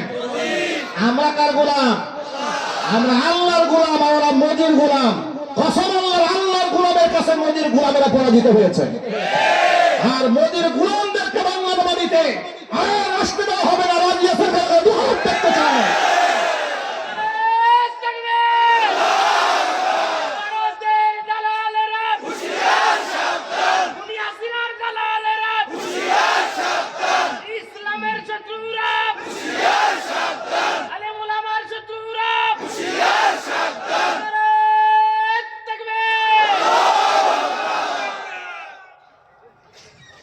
যে নরেন্দ্র মোদী মুসলমানদের এমন চরম শত্রু, মুসলমানদের মসজিদ ভেঙে দেয়, মন্দির বানায়। আবার দেখলাম সেই নরেন্দ্র মোদীর পক্ষ থেকে ভারতের হাই কমিশন বাংলাদেশের মাইজ ভান্ডারে একটা মাজার আছে, ওই মাজারে বিলাপ পাঠায়। চিন্তা করছেন অবস্থাটা? যাদের দেশে মসজিদ ভেঙে মন্দির বানায়, ওরা আবার আমাদের দেশে ধর্মের প্রতি মুহাব্বত দেখাইতে গিয়া মাইজ ভান্ডারের দরবার শরীফে মাজারে বিলাপ পাঠায়। মানেটা কি জানেন? আল কুফরু মিল্লাতুন ওয়াহিদা। পৃথিবীর সব কাফেররা এক দলভুক্ত। নরেন্দ্র মোদী এবং ওদের রেসপন্সিবল নাতিপুতিরা বুঝতে সক্ষম হয়েছে যে আমাদের মধ্যে আর মাজার পূজারীদের মধ্যে কোনো পার্থক্য নেই, আমরা একই গোয়ালের গরু। ঠিক কিনা বলেন? মন্দিরেও শিরিক হয়, মাজারেও কি হয়? শিরিক হয়। মনে রাখবেন মুসলমানেরা, শিরিক বড় ভয়াবহ গুনাহ। মাজারে সেজদা দেওয়া হারাম, মাজারে সাহায্য চাওয়া হারাম, এখান থেকে তাওয়াজ্জুহ চাওয়া হারাম। তাওয়াজ্জুহ নেবেন আল্লাহর দিকে, যে তাওয়াজ্জুহ হযরত ইব্রাহিম আলাইহিস সালাতু ওয়াস সালাম নিজে বলেছিলেন, ইন্নী ওয়াজ্জাহাতু ওয়াজহিয়া লিল্লাযী ফাতারাস সামাওয়াতি ওয়াল আরদা হানিফান ওয়া মা আনা মিনাল মুশরিকিন। জাতির পিতা ইব্রাহিম আলাইহিস সালাতু ওয়াস সালাম বললেন, ইন্নী ওয়াজ্জাহাতু, আমি আমার তাওয়াজ্জুহ ঘুরাই নিলাম, আমি আমার চেহারাটাকে ঘুরাই নিলাম, ফিরিয়ে দিলাম ওই স্রষ্টার দিকে, ওই আল্লাহর দিকে, যিনি ফাতারাস সামাওয়াতি ওয়াল আরদ, যিনি আসমান এবং জমিন সৃষ্টি করেছেন। এখন ইষ্টতার সাথে আমি আমার তাওয়াজ্জুহ দিলাম আল্লাহর দিকে। আর মাজার পন্থীরা বলে বাবা কবর থেকে তাওয়াজ্জুহ দেয় আমাদের দিকে। গিন্নার সাথে কন্যা নাউজুবিল্লাহ। এমন হাজারো প্রমাণ আমাদের হাতে আছে না নাই? ওই যে ভণ্ড মাজার পূজারী চট্টগ্রামের জাহাঙ্গীর দরবারে জাঙ্গিয়া নামে পরিচিত, সে একবার চলে গেল মাইজ ভান্ডারের দরবারে পরীক্ষার্থীদেরকে সাথে নিয়ে, এসএসসি পরীক্ষার্থীদেরকে সাথে নিয়ে কবরের সামনে গিয়ে বলে, বাবা আমাদের সালাম গ্রহণ করেন, আপনার কদমে আমাদের সালাম। এই যে শিক্ষার্থীরা আসছে, ওরা পরীক্ষা দেবে, ওদের ভুল ত্রুটি ক্ষমা করে এদেরকে পরীক্ষার মধ্যে তুমি কামিয়াব করে দিও। পরীক্ষার কামিয়াবির জন্য দিয়েছে মাজারে, মাজারওয়ালার কাছে সাহায্য চাচ্ছে, মাজারে শুয়ে থাকা ব্যক্তি যেন, মরা ব্যক্তি যেন এদেরকে পরীক্ষায় পাশ করায় দেয়। এই কাজ যে করেছে, এই কথা যে বলেছে, ওরা সুন্নি তো ভালো, ওরা কি মুসলমান বলার কোনো সুযোগ আছে? চিৎকার দিয়া বলেন আছে? ওরা বাপ মাকে না তো বড় সম্মান করে না যে সম্মান পীর সাহেব করে, ঠিক কিনা বলেন? পীরের বাড়িতে গরু নিয়ে দৌড় দেয়, রসে ছাগল নিয়ে দৌড়। আমার এক মুসল্লি আমার কাছে আসছে, হুজুর আমরা খুব গরিব মানুষ, খেত খামারে কাজ করে আমার বাবা, গোয়ালের সবচেয়ে বড় গরুটা প্রত্যেক বছর আক্রোশের দরবারে নিয়ে যায়, সংসার চলে না আমাদের, কিন্তু এর কি পাগল করছে এই দরবার থেকে, সে প্রতি বছর গরু নিয়ে যায় কিন্তু নামাজ পড়ে না। কি বলে না? নামাজ পড়ে না। জিজ্ঞেস করলে বলে দেখানো নামাজ আমরা করি না। জিজ্ঞেস করলে কি বলে? দেখানো নামাজ করি না। ওরা আধ্যাত্মিক নামাজ পড়ে। বন্ডামির একটা সীমা থাকা উচিত, এটা মাত্রা থাকা উচিত, কথা বলতে হবে, ঠিক কিনা? আমার কিছু লোকজন সেখানে গেছে, মানে পরিচিত, আমার কাছে এসে গল্প বললো। আমি বললাম গেলেন কেন? হুজুর দেখতে গেছিলাম করে কি। আমি কি করে একটু বর্ণনা শোনান? বলে বর্ণনার মধ্যে বর্ণনা হচ্ছে নামাজের সময় মসজিদে ঢুকছে, সেখানে নারী পুরুষ অনেক তৎকাল মানুষ আছে, হিন্দুরাও আছে মাজারে, হিন্দুরা সবাই গেছে, বৌদ্ধরা গেছে, খ্রিস্টানরা গেছে, নানা ধর্মের লোক গেছে মাজারে। মানে তারা বিশ্বাস করে নিয়েছে যে হিন্দু হোক, বৌদ্ধ হোক, খ্রিস্টান হোক, বাবার দরবারে গেলেই মুক্তি। এরপর ঢুকলো মসজিদে, নামাজের সময় হলো, সালাম ফিরাচ্ছে। সালাম ফিরাবার পরে সবাই যখন দোয়া করবে, দোয়া করার জন্য সবগুলা কেবলা দিক থেকে মুখ ফিরাই নিয়ে কবরের দিকে রূপ করছে। মানে পীর সাহেবের কবর যেখানে, সেদিকে রূপ করেছে। মানে তাদের চিন্তা চেতনা হলো এতক্ষণ পর্যন্ত তাকে সেজদা দিয়েছি, তার দিকে চাইলে কোনো ফায়দা নেই। সেজদা দিয়েছে একজনকে, চাওয়ার জন্য রূপ করেছে মাজারের দিকে। কসম আল্লাহ, এই সেজদার 4 পয়সা মূল্য আল্লাহর কাছে নাই। ঠিক কিনা বলেন? হারাম। আপনাদেরকে বলি, একটুখানি মুসলমানের মতো জবাব দেবেন। এই পৃথিবীর কোন পীরের দোয়া 100% কবুল হবে এমন কোন গ্যারান্টি আছে? কোন হুজুরের দোয়া কবুল হবে 100% গ্যারান্টি আছে? কোন আলেমের দোয়া কবুল হবে 100% গ্যারান্টি আছে? কিন্তু নবী করিম সাল্লাল্লাহু আলাইহি ওয়াসাল্লাম বলেছেন, পিতা মাতার দোয়া করতে দেরি হয়, কবুল হতে দেরি হয় না। সেই বাবা মার প্রতি আজকে মুসলমানদের দেশে এত বেশি অবহেলা, দুঃখ লাগে মনে, কষ্ট লাগে মনে।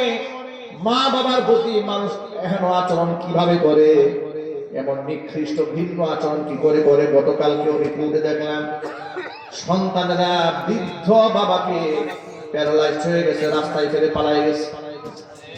সন্তানেরা কি করে পারে বাবা মাকে বৃদ্ধ বয়সে অবহেলা করতে? আমার মাথায় আসে না। অথচ যে মুসলমানকে শিক্ষা দেওয়া হয়েছে, রিদাল্লাহি ফি রিদাল ওয়ালিদাইন ওয়া সাখাতুল্লাহি ফি সাখাতিল ওয়ালিদাইন। বাপ মা যদি রাজি হয়ে যায়, আল্লাহ রাজি হয়ে যান। বাপ মা যদি নারাজ হয়ে যান, স্বয়ং আল্লাহ পাক বান্দার উপর নারাজ হয়ে যান।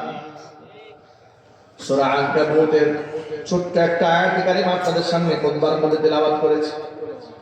আল্লাহ তাআলা আয়াতের মধ্যে বলেছেন, ওয়াসাইনাল ইনসানা বিওয়ালিদাইহি হুসনা। দুনিয়ার মধ্যে যত মানুষ আছে, সমস্ত মানুষদেরকে আমি আল্লাহ নির্দেশ দিয়েছি তারা যেন বাপ মার সাথে উত্তম ব্যবহার করে। ওয়াইন জাহাদাকা, তোমার বাপ মা যদি তোমাকে চাপ প্রয়োগ করে, বল প্রয়োগ করে, লিতুশরিকা বি, আমার সাথে শরীক করার জন্য, ফালা তুতিউহুমা, শুধু এই ক্ষেত্রে তাদের কথাকে মান্য করবে না, বৈধ সকল কাজে বাপ মার কথা মানা ফরজ। ইলাইয়া মারজিউকুম, কেন মান্য করবে না শিরকের কাজে? তোমাকে তোমার বাবা মা সকলকে ফিরে আসতে হবে আমি আল্লাহর কাছে। ফাউনাব্বিউকুম বিমা কুনতুম তা'মালুন, তোমাদের কর্ম সম্পর্কে আমি তোমাদের সমস্ত খবর জানিয়ে দেব। প্রিয় ভাইরা আমার, বাপ মার খেদমত করা সুন্নাত না ফরজ? যদি বলেন ফরজ, শুনে আপনারা খুশি হয়ে যাবেন। বাপ মার পেছনে টাকা ঢাললে, কসম আল্লাহর টাকা যদি আপনি খরচ করেন, একটি টাকাও বিফলে যায় না, একটা পরকালে ইনভেস্ট হয়ে যায়। সাথে সাথে যত সন্তান বাপ মার পেছনে যত বেশি টাকা খরচ করবে, আল্লাহ তাআলা সম্পদের মধ্যে তত বেশি বারাকা দান করে দিবে। আমরা যে টাকা ইনকাম করি সন্তানেরা, আমাদের টাকায় বাপ মার কতটুকু হক আছে এটা জানা দরকার আছে না ভাই? অনেক সন্তানরা মনে করে আমার টাকার মধ্যে সবার প্রথম হক আমার ছেলে, আমার বউয়ের। বাপ মাকে যদি আমি ইহসান করে দরদ করে কিছু দেই তাহলে পাবে, না দিলে পাবে না। এই তো সন্তানদের মন মানসিকতা অধিকাংশ সন্তান, ঠিক কিনা বলেন? এবার প্রশ্ন শুনে, এই প্রশ্নটা নবী করিম সাল্লাল্লাহু আলাইহি ওয়াসাল্লামের কাছে একজন সাহাবী এসে বলেন, ইয়া রাসূলুল্লাহ, হযরতে জাবের রাদিয়াল্লাহু তাআলা আনহু হাদিসটা আবু দাউদ শরীফের মধ্যে এসেছে। হযরত জাবের বলেন, জনৈক ব্যক্তি এসে রাসূলুল্লাহর কাছে নিজের পিতার বিরুদ্ধে নালিশ করে বলছেন, ইয়া রাসূলুল্লাহ, আমার কিছু সম্পদ আছে, কিন্তু আমার সন্তান আছে, পরিবার পরিজন আছে, কিন্তু আমার বাবা আমার পকেটের টাকা আমার পারমিশন ছাড়াই খরচ করে। নবীজি বুঝতে পারলেন বাবার বিরুদ্ধে নালিশ দিয়েছে ছেলে, ছেলের পকেট থেকে বাবা পারমিশন ছাড়া টাকা নিয়ে নেয়। আল্লাহর নবী সাথে সাথে বললেন, আনতা ওয়া মালুকা লিওয়ালিদিকা, শুধু সম্পদ কেন, তুমি নিজে এবং তোমার সম্পদ সবকিছু তোমার বাবার মালিকানাধীন। সুবহানাল্লাহ। আনতা, তুমি নিজে, ওয়া মালুকা, এবং তোমার সম্পদ লিওয়ালিদিকা, তোমার পিতা। সুবহানাল্লাহ। এবার কোরআন শরীফ থেকে আয়াত শুনে আল্লাহ কি বলেন এই ব্যাপারে? ইয়াসআলুনাকা মাযা ইউনফিকুন কুল মা আনফাকতুম মিন খায়রিন ফালিল ওয়ালিদাইনি ওয়াল আকরাবিন ওয়াল ইয়াতামা ওয়াল মাসাকিন ওয়া ইবনিস সাবিল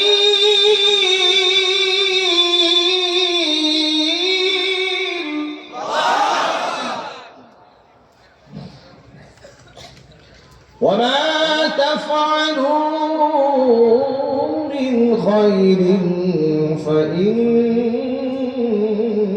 الله به عليم.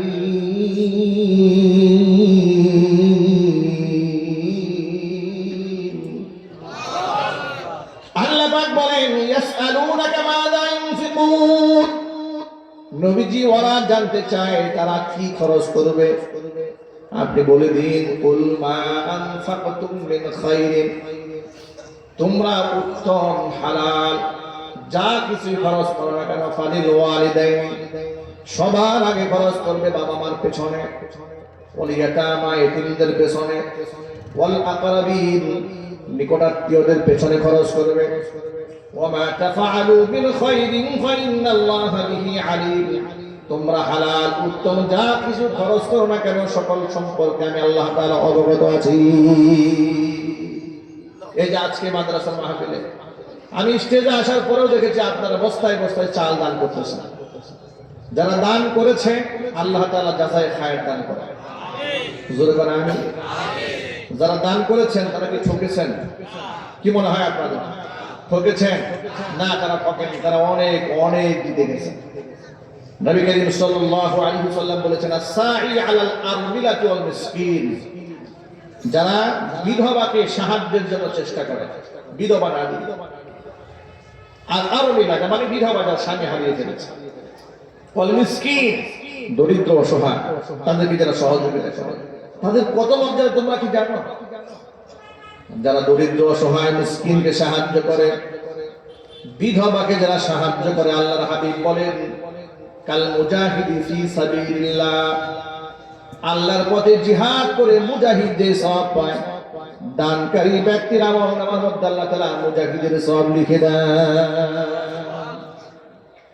ওয়া কাস-সাইমি লা ইফতির ওয়া কাল কাইমি লা ইফতুর, আল্লাহ নবী সাল্লাল্লাহু আলাইহি ওয়াসাল্লাম বলেছেন, প্রতিনিয়ত তাহাজ্জুদের নামাজ পড়ে তাহাজ্জুদ গুজারে যে সওয়াব পায়, ইতিমার বিধবা মিসকিনকে সাহায্য করলে আল্লাহ তাআলা কন্টিনিউ তাহাজ্জুদের সওয়াব আমলনামায় দান করে দেন। প্রতিনিয়ত নফল নামাজ পড়লে যে সওয়াব পায়, ব্যক্তি এতিম মিসকিনকে সাহায্য করলে আল্লাহ তাআলা কন্টিনিউ ব্যক্তির আমল নামার মধ্যে নফল রোজার সওয়াব লিখে দেন। সুবহানাল্লাহ। সুতরাং আল্লাহ তাআলা যাদেরকে সামর্থ্য দিয়েছে, সুযোগ দিয়েছে, ওসাআত দিয়েছে, ধনাঢ্যতা দিয়েছে, আল্লাহ তাআলা যাদেরকে এতটুকু সম্পদ দান করেছেন যে আপনি অন্যকে সহযোগিতা করতে পারেন, আপনি মাদ্রাসার পেছনে ব্যয় করবেন, এতিমদের পেছনে ঢালবেন, মাজারে টাকা দেবেন না। কথা বলতে হবে। মাজারে শুয়ে থাকা ব্যক্তির উপর টাকা দিয়ে আপনার ফায়দা কি?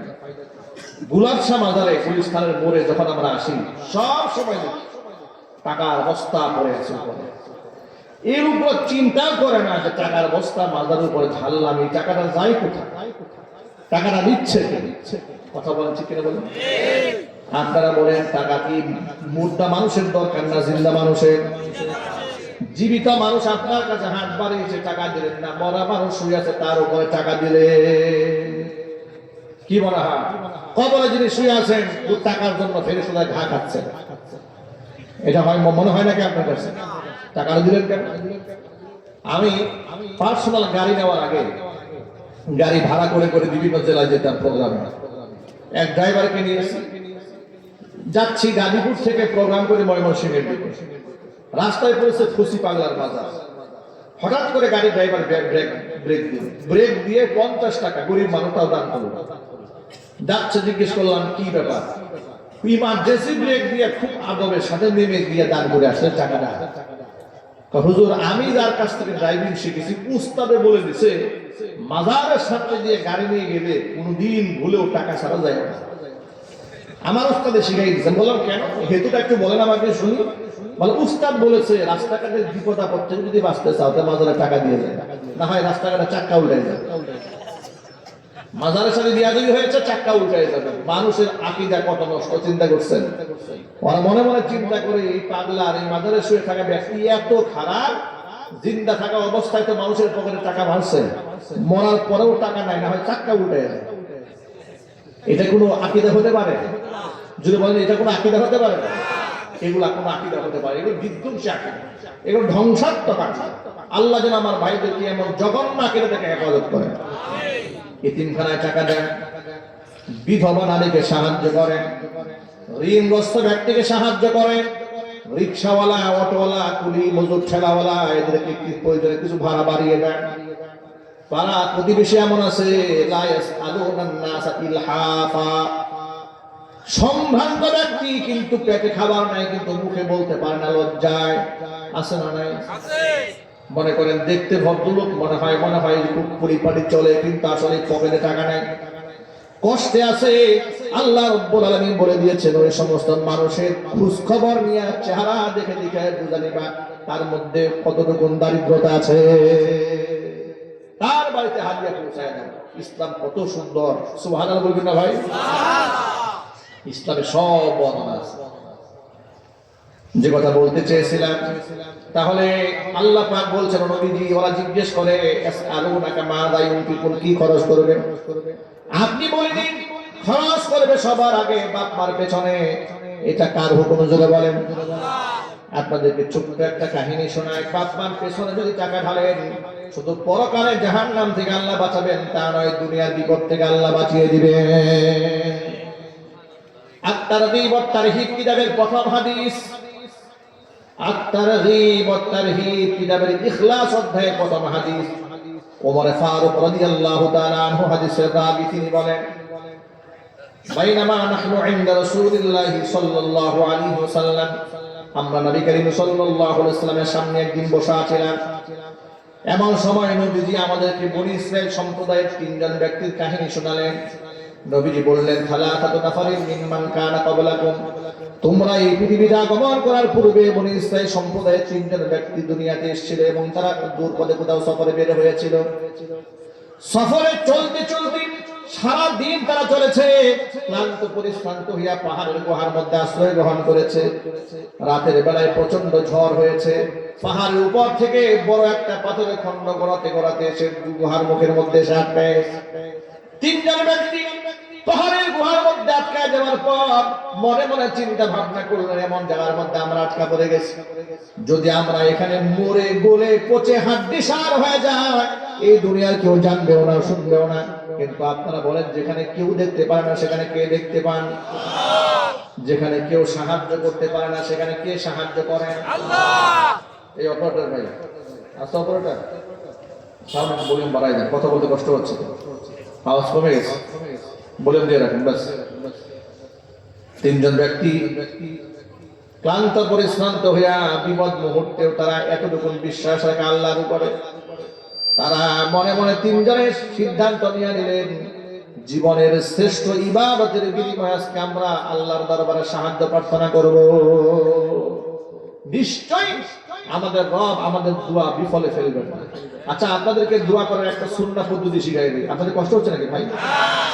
মনে রাখবেন, দোয়া করার সময় কেউ যেন হেলায় খেলায় দোয়া না করে, যে আমি দোয়া করতেছি এটা কি আল্লাহ শুনতেছে, আমি একটা খারাপ মানুষ, এটা কি আল্লাহ শুনবে কোনোদিন, এ কথা চিন্তাও আনবেন না মাথায়। দৃঢ় বিশ্বাসে দোয়া করবেন আল্লাহর সওয়াব প্রাপ্তির আশায়, নিশ্চয়ই আমার রব আমার দোয়া শুনবেন। ইনশাআল্লাহ বলেন, বলেন ইনশাআল্লাহ। মাথায় এটা রাখবেন, শত মানুষকে খুন করা ব্যক্তি যদি ইস্তিগফার করে তাওবা করে আল্লাহর কাছ থেকে ক্ষমা প্রাপ্ত হতে পারেন, আমি এমন কোন গুনাহ করলাম যে আল্লাহ আমার মাফ করবে না? ঠিক কিনা বলেন? আল্লাহর রহমত এমন ভাবে আশা করতে হবে। তিনজন ব্যক্তি আল্লাহর উপর দৃঢ় বিশ্বাস রয়েছে।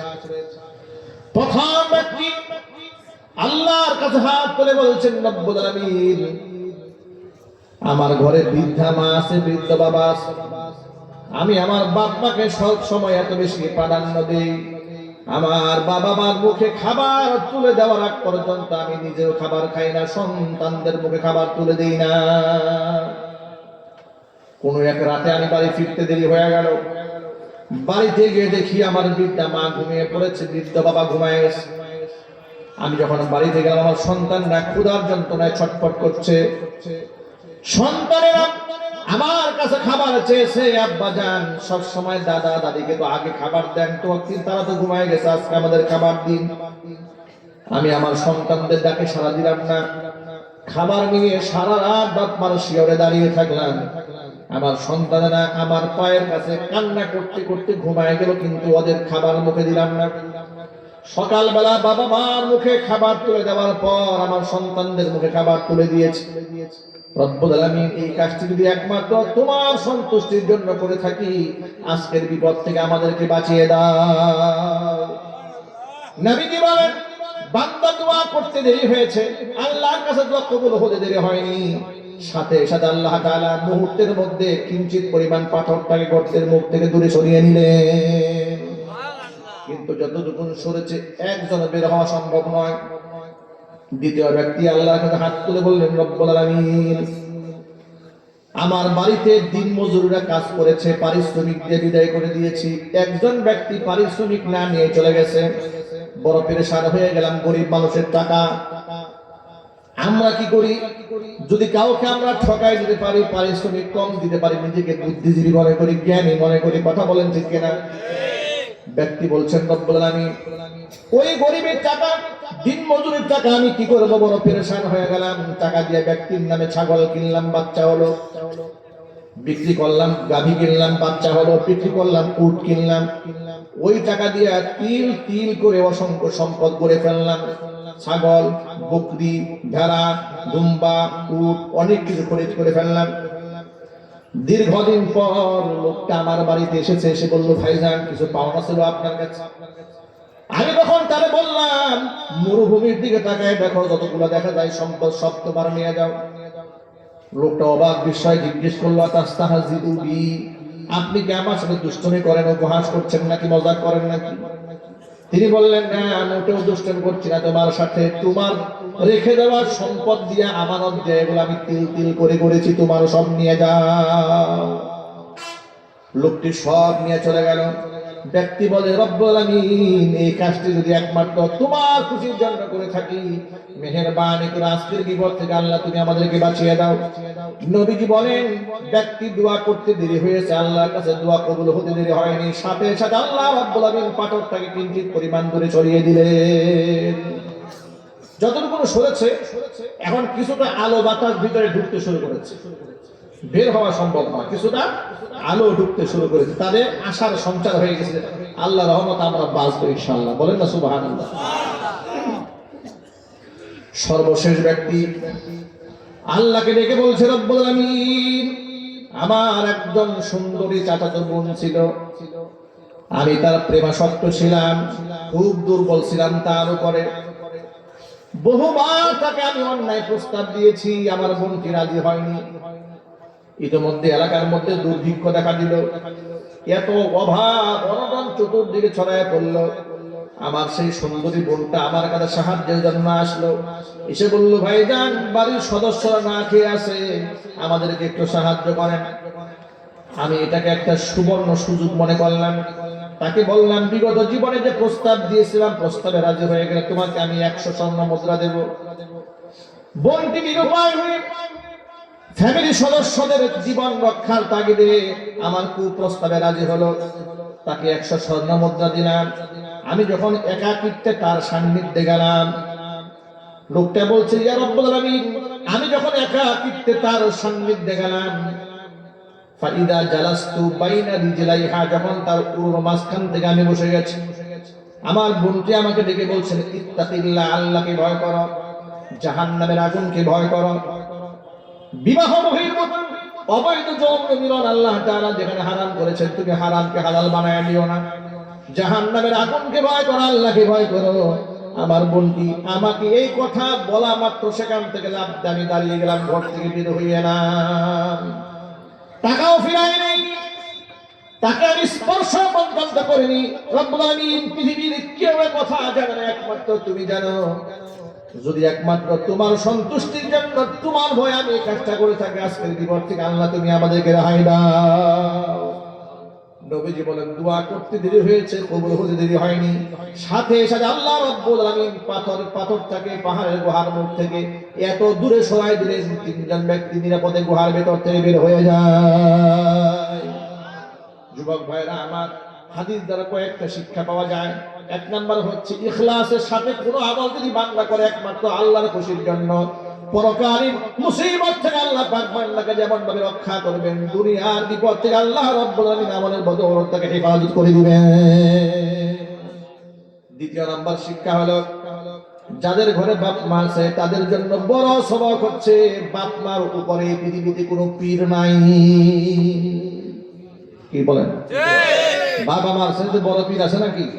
কারণ বাপ মার দোয়া 100% কবুল, পীরের দোয়া 100% কবুল হওয়ার কোনো সম্ভাবনা নাই, হতেও পারে নাও হতে পারে, ঠিক করে জোরে বলেন। এই জন্য বাবা মার সেবায় যেন কোনো গাফিলতি না হয়। ভাইরা, পশ্চিমারা নারী স্বাধীনতার নামে নারীদেরকে কি দিয়েছে একটু ছোট্ট করে ব্যাখ্যা করে বলবো, আপনাদের কষ্ট হবে না ইনশাআল্লাহ। পশ্চিমারা নারী স্বাধীনতার নামে নারীদেরকে ঘর থেকে বের করেছে, পুরুষের পাশাপাশি দাঁড় করিয়েছে, নারীদের সম্ভ্রম ইজ্জত আবরুকে তারা কেড়ে নিয়েছে, তাদের গায়ের জামা কাপড়গুলো ছোট্ট বানিয়ে দিয়েছে, ঠিক কিনা বলেন? পুরুষের পাশাপাশি দাঁড়িয়ে বিভিন্ন কর্মসংস্থানে, একই দোকানে, একই ওয়ার্কশপে দাঁড় করিয়ে দিয়েছে, একই বিজ্ঞাপনে দাঁড় করিয়ে দিয়েছে। রাত 2টা-3টার পরে পুরুষ ঘুরে বেড়াচ্ছে, নারীদেরকে তারা ঘোরার স্বাধীনতা দিয়েছে। বিনিময়ে নারীরা কি পেয়েছে? নারীরা পেয়েছে লাঞ্ছনা, বঞ্চনা, অবজ্ঞা, অবমাননা, অবহেলা, তুচ্ছ তাচ্ছিল্য, আর জীবনের শেষ মুহূর্তে কুকুর বিড়ালের সাথে জীবন যাপন করে বৃদ্ধাশ্রমে এই কাটিয়ে জীবনের শেষ মুহূর্ত কাটিয়ে দেওয়া ছাড়া জীবনে তারা আর কিছু পায় না।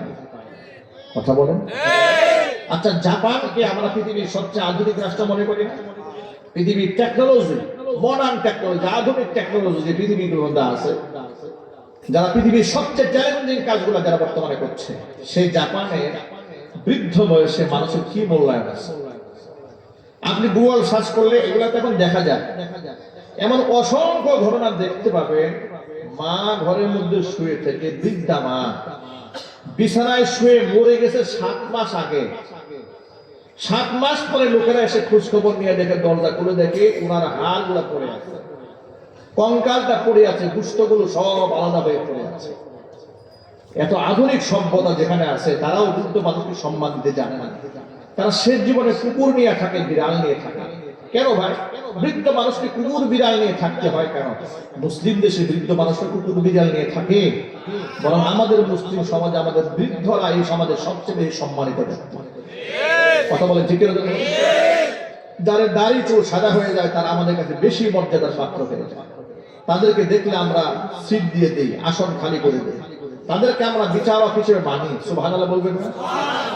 যদিও আমরা স্বৈরাচারের আমলে দেখেছি এই প্রজন্মে কিছু বেয়াদবের আবির্ভাব ঘটেছে, যারা বড়দেরকে শ্রদ্ধা করে না, আলেমদেরকে সম্মান দেয় না, মুরব্বীদেরকে সম্মান দেয় না।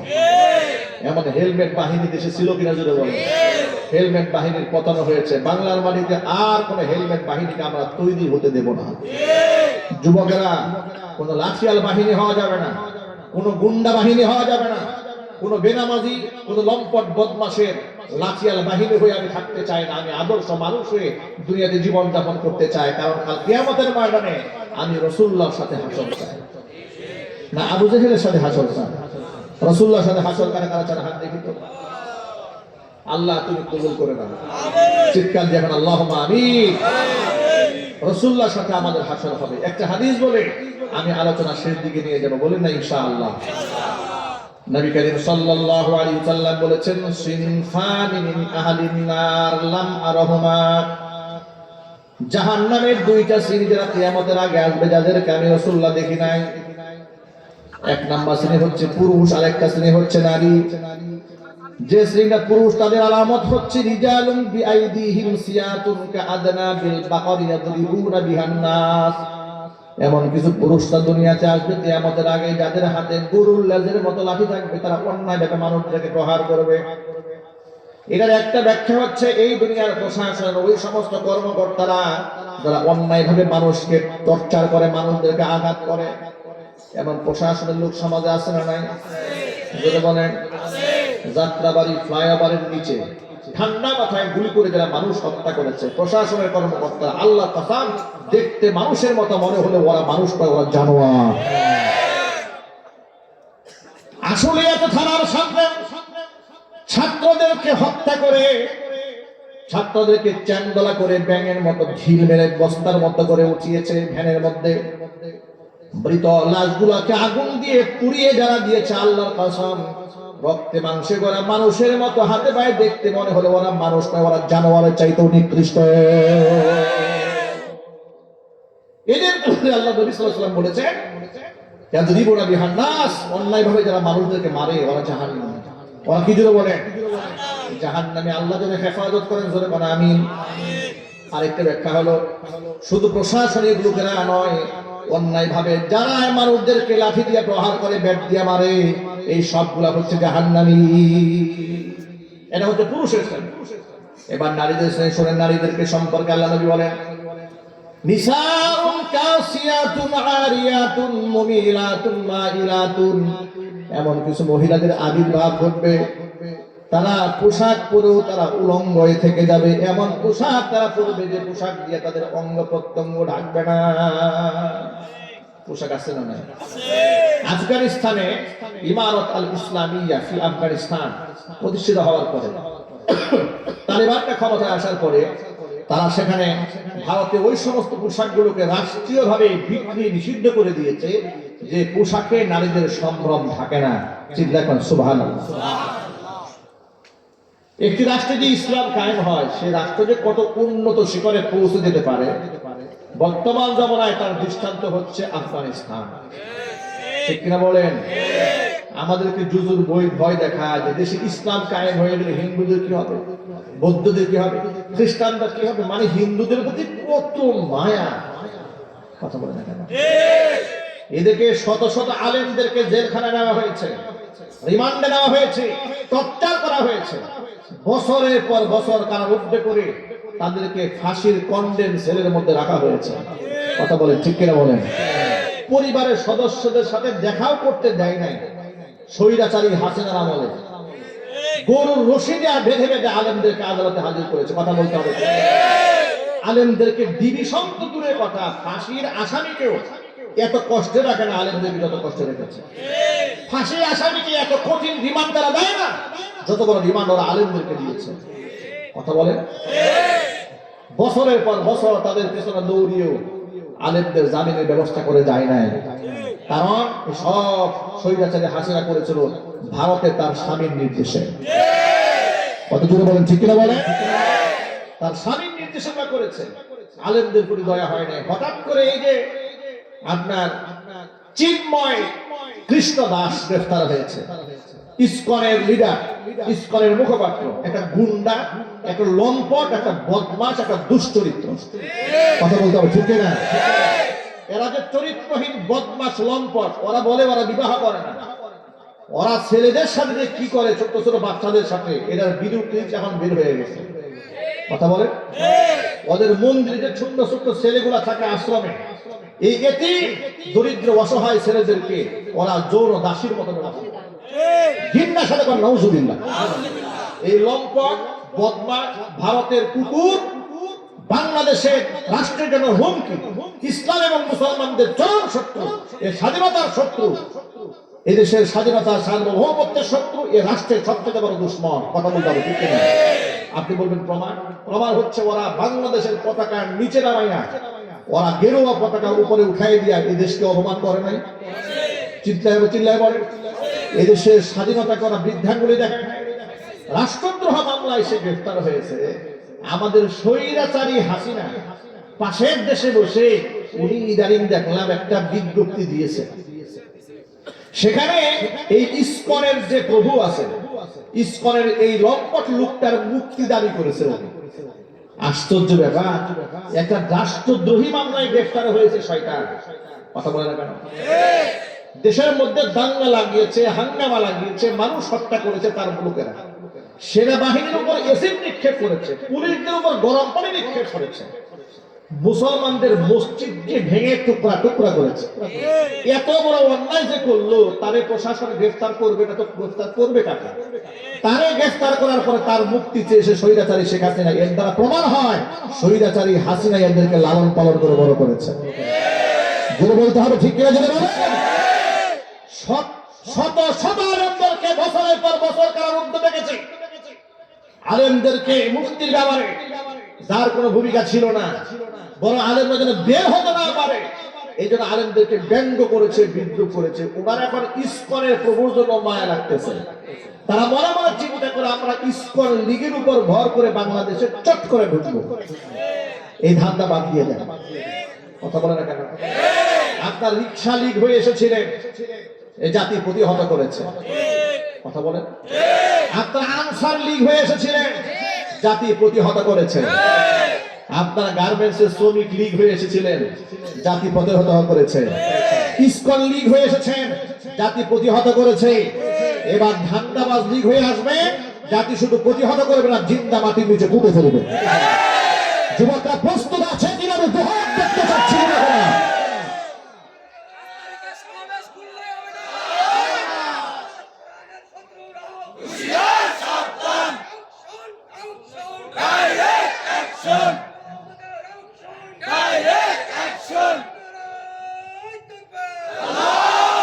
মনে রাখবেন, সাধারণ হিন্দুদের প্রতি আমাদের কোনো ক্ষোভ নাই। কথা বলেন, যারা দেশের সাধারণ হিন্দু নাগরিক তাদের প্রতি আমাদের রাগ আছে, গুসা আছে, মান অভিমান আছে। তারাও এই দেশের নাগরিক, ঠিক কিনা? তারা তাদের অধিকার নিয়ে বসবাস করবে। কিন্তু হিন্দুদেরকে ব্যবহার করে যারা মুসলমানদের সাথে দাঙ্গা লাগাতে চায়, যারা আমার মসজিদে হামলা করেছে, আমি ওর হাতটা ঘুরাই দেব না, এত ভদ্রামের হইনি। আমার মসজিদে যে ঢিল ছড়েছে, আমি ওর কল্লা উড়াই দেবো। আমার মসজিদে একটা গ্লাস যে ভেঙেছে, আমি ওর জীবনটাকে টুকরো টুকরো করে ছাড়বো। এত সাধু সাধা যাবে না। ও আমার মসজিদ ভেঙে ফেলবে আর আমি নম নম করবো, এত ভদ্রতা ইসলাম আমাকে শেখায় না। ইসলাম বলেছে এদের কঠিন জবাব দিতে। কথা বলেন, ঠিক আছে? বলে যুবকরা প্রস্তুত থাকেন। ইসকনকে রাষ্ট্রীয়ভাবে নিষিদ্ধ করতে হবে। কোন জুজুর ভয় চলবে না। যে তাকে নিষিদ্ধ করলে ভারত নারাজ হয়ে যাবে, অমুকে আমাদের দুশ্মন হয়ে যাবে। আরে বেটা, ভারত তোর বন্ধু ছিল কবে? কথা বলে। ভারত তো তোমার সাথে দুশ্মনী শুরু থেকেই করে এসেছে। গোটা দেশের স্বাধীনতাকে তারা খর্ব করেছে। আমাদের দেশে পাকিস্তানে জাহাজ আসছে, মাথা নষ্ট হয়ে গেছে পাগল। কথা বলে না কেন? আচ্ছা, আমাদের দেশে ভারতের জাহাজ আসে না? ভারতের ট্রাক আসে না? তো ভারতের ট্রাক আসতে পারে, পাকিস্তানেরটা আসতে পারবে না কেন? চাইনারটা আসতে পারবে না? আমেরিকারটা আসতে পারবে না কেন? বরং একটা স্বাধীন রাষ্ট্রে পৃথিবীর সব দেশ থেকে আসতে পারে। কথা বলেন ঠিক কিনা? যদি বন্ধ করতে হয় তোদের দেশের ট্রাক আগে বন্ধ করতে হবে, কারণ তোরা এই দেশের সবচেয়ে বড় শত্রু। কথা বলেন ঠিক কিনা? সুতরাং এই সমস্ত পাগলরা এই দেশের মানুষের উন্নয়ন চায় না, এই দেশের উন্নয়ন চায় না। সুতরাং ওদেরকে সন্তুষ্ট করতে গিয়ে ইস্কনকে বাঁচায় রাখবেন, এই দেশের জনগণ তা মানবে না। অন্তর্বর্তীকালীন সরকারকে বলছি, অসংখ্য শহীদের রক্তের উপর দাঁড়িয়ে আছেন আপনারা, কোনো তালবাহানা আমরা শুনতে চাই না। এই গুন্ডা মস্তান, এই ইস্কন লীগকে বাংলাদেশ অবিলম্বে নিষিদ্ধ করতে হবে। যদি নিষিদ্ধ না করা হয়, বাংলাদেশের রক্তের বন্ধ করে দেওয়া হবে। ইস্কনের সমাবেশ কয় তারিখে? ভেঙে টুকরা টুকরা করে দিতে হবে। কোন সমাবেশ ইস্কনকে ভালো বাদ দাদা করতে পারবে না। বাংলাদেশে কোন ইস্কন লীগের ঠাঁই নাই। যেখানে হবে সেখানে প্রতিরোধ করে তুলতে হবে। রাজি আছেন আপনারা? প্রত্যেকটা মসজিদে মাইক অ্যানাউন্স করবেন, প্রত্যেকটা মাদ্রাসা থেকে অ্যানাউন্স করবেন, প্রত্যেকটা দোকানপাট বন্ধ করে এই ইস্কনের গায়ের মধ্যে আগুন লাগাই দেওয়া প্রচার হয়ে থাকবে। রাজি আছেন কিনা? হাত তুলে। সুতরাং কোন প্রকারের সভা সমাবেশ করা এই মাটিতে আর করতে পারবে না। আমাদের ভাই সাইফুল ইসলামের হত্যাকাণ্ডের বিচার হওয়ার আগ পর্যন্ত ইস্কন লীগ তাকে পরিচয় দেওয়ার মতো সুযোগ বাংলাদেশে দেওয়া হবে না। ঠিক কিনা জুড়ে বলেন? আপনারা ঐক্যবদ্ধ আছেন তো? না কোনো ভয় আছে? ইমানদারদের কোনো ভয় নেই। ইমানদারের কোনো ভয় আছে? যারা আল্লাহর পথে চলে, আল্লাহর কথা বলে, আল্লাহকে ভালোবেসে সপেছে জীবন, তাদের কিসের ভয়? কে করে পরাজয়? শহীদি তামান্নাতে নাচে তার মন। যারা আল্লাহর পথে চলে, আল্লাহর কথা বলে, আল্লাহকে ভালোবেসে সপেছে জীবন, তাদের কিসের ভয়? কে করে পরাজয়? শহীদি তামান্নাতে নাচে তার মন। হাসনা হেনার গানে ভুলে নারী হৃদয়টা, কালিমার বেশ মাখা হৃদয় রয়েছে যার। হাসনা হেনার গানে ভুলে নারী হৃদয়টা, কালিমার বেশ মাখা হৃদয় রয়েছে যার। সব পিছু টান ভুলে জিহাদের পথে চলে, সব পিছু টান ভুলে জিহাদের পথে চলে, সে তো তার ঈমান বলে। যারা আল্লাহর পথে চলে, আল্লাহর কথা বলে, আল্লাহকে ভালোবেসে সপেছে জীবন, তাদের কিসের ভয়? কে করে পরাজয়? শহীদি তামান্নাতে নাচে তার মন। যারা আল্লাহর পথে চলে, আল্লাহর কথা বলে, আল্লাহকে ভালোবেসে সপেছে জীবন, তাদের কিসের ভয়? কে করে পরাজয়? শহীদি তামান্নাতে নাচে তার মন।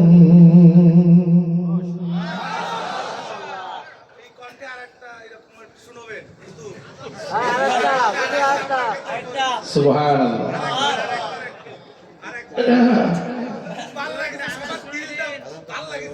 খুব ভালো লেগেছে, মাশাআল্লাহ, সুবহানাল্লাহ, আল্লাহু আকবার।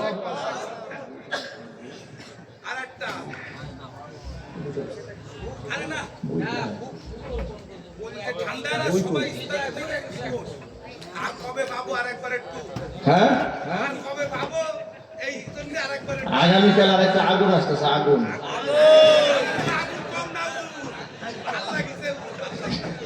আমি তো ঠান্ডা মানুষ। আপনি